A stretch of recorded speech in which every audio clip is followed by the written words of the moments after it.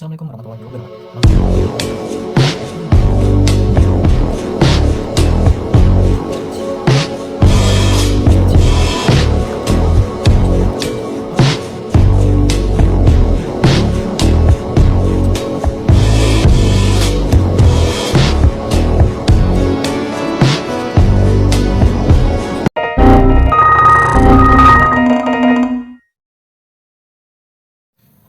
Assalamualaikum warahmatullahi wabarakatuh. Perkenalkan, nama saya Mursyid Alwijaya dengan NPM 2541254 dengan prodi akuntansi. Di sini saya akan menjelaskan apa sih itu speech. Bayangin aja, speech atau pidato itu kayak cerita panjang yang kamu sampaikan langsung ke orang-orang di depanmu. Kamu berdiri di depan panggung, pegang mic, dan terus ngomong dengan rapi dan menarik, biar semua orang dengerin. Bukan asal ngobrol santai, tapi ada urutannya. Mulai dari buka pembicaraan yang bikin penasaran, isi cerita utama penuh fakta atau argumen, terus tutup dengan pesan yang kuat yang bikin orang ingat terus. Buat apa sih pidato? Pidato berguna banget buat macam-macam hal di hidupan kita. Ini dia contohnya buat yang gampang dipahami. Jenisnya, kasih info. Buat apa sih? Ngasih tahu hal-hal baru atau cara biar orang pintar. Contoh nyatanya, dosen lagi ceramah di kelas atau sales presentasi produk. Terus ada lagi jenisnya, yaitu yakinin orang. Buat apa sih? Bikin orang berubah pikiran atau mau ikut-ikutan. Contoh nyatanya, politis kampanye atau motivator bilang, kamu bisa. Intinya, pidato itu bisa bikin kamu connect sama orang banyak, ningkatin skill ngomong, depan umum, bahkan ubah dunia kalau pidato epic kayak Martin Luther King. Misalnya aku mau ngambil tema dengan membangun kepercayaan diri dan atasi malu saat speaking di depan umum. Pendahuluannya, membangun kepercayaan diri di dalam berbicara di depan umum.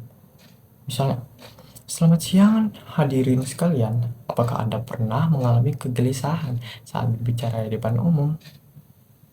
Fenomena ini dialami oleh sekitar 75% orang menurut American Psychology Associated. Biasanya pendahuluan ini memiliki opini dan narasi. Contoh, menurut saya kemampuan berbicara di depan umum bukan hanya keterampilan tambahan, tetapi sudah menjadi kebutuhan penting di era sekarang.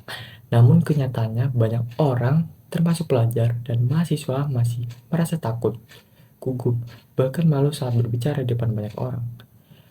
Saya sendiri sering melihat situasi ketika seorang sebenarnya paham dan dengan materi yang dia miliki, tetapi ketika diminta untuk berbicara, semuanya menjadi hilang karena rasa takut dan tidak percaya diri.